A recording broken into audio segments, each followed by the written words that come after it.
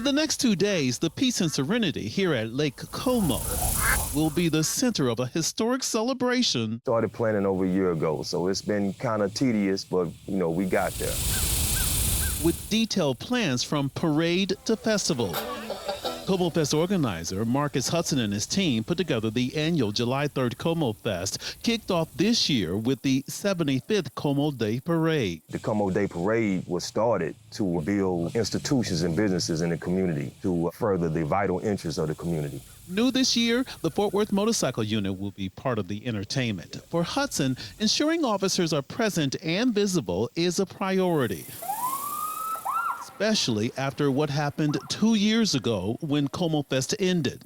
Gunfire erupted blocks away from the event, forcing crowds to run for safety.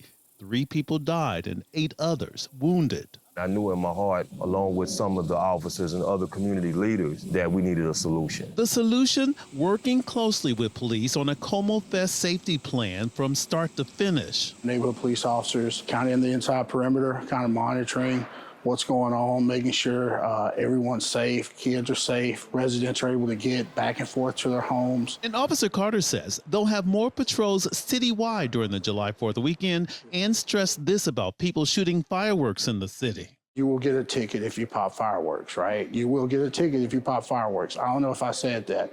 You can get a ticket if you pop fireworks. Marcus hopes everyone, especially young people, learns that Como's history is priceless. Is to give the youth to understand that you're standing on something, that you have something to value. And something worth celebrating now and years to come.